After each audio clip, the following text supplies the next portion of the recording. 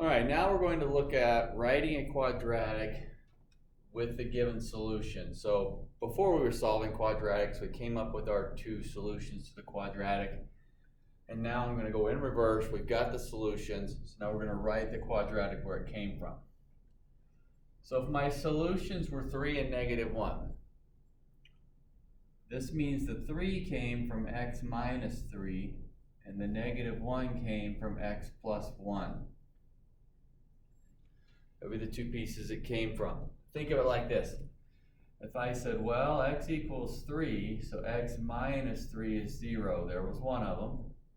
If x equals -1, then x plus 1 is 0. There's the other one. That's why the signs are changing. As far as creating the quadratic, we're just going to multiply it out. X squared plus x minus 3x minus 3. So x squared minus 2x minus 3. So it is the opposite sign, but it's mainly because, remember, we're bringing it back over. So we had x alone, bring it back over equal to 0. Think about the old factoring method when we solved it and it going. We also have seen imaginary. So let's go 2i, -2i. So same idea. 2i would come from x minus 2i. -2i would come from x plus 2i. And I multiply it out. X squared plus 2ix minus 2ix minus 4i squared. Those two cancel.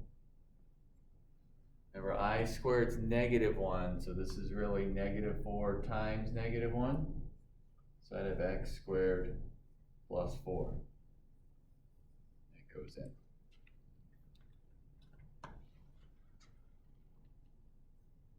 Get a fraction in here. Let's go -2/3, and we'll go a half.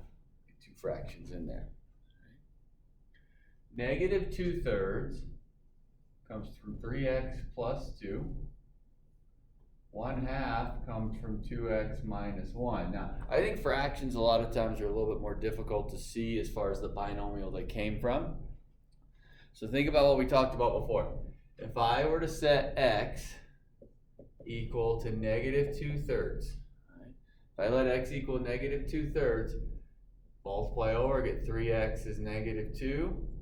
So then 3x plus 2 is 0. There's where that 3x plus 2 came from.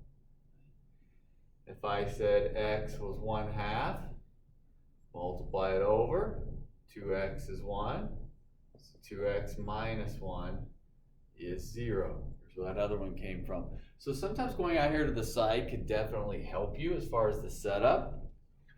Because this part's crucial. We have to get those two pieces correct. As far as the multiplying, it's the stuff we've done before. So 6x squared minus 3x plus 4x minus 2, which gives me 6x squared plus x minus 2 would be the quadratic that those two fractions came from.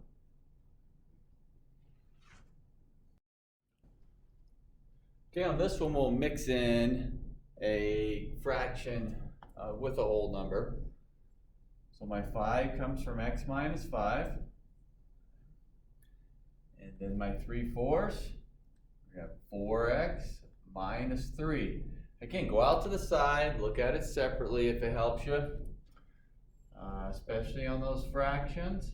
This will be 4x equals 3. So 4x minus 3 is 0. There's where I'm coming up with that. Multiply out. 4x squared minus 3x minus 20x plus 15. So 4x squared minus 23x plus 15. Let's be those. And then let's see, we also saw some solutions that were radicals. Let's go like square root 7 and negative square root 7. Like that. Positive root 7 would come from x minus root 7. Negative root 7 would come from x plus root 7. There's my setup. Multiplication, x squared plus 7x minus root 7x minus 7. Those cancel. And minus 7, because it's really root 49, but the square root of 49 is 7. So I'd have x squared minus 7 for that quadratic.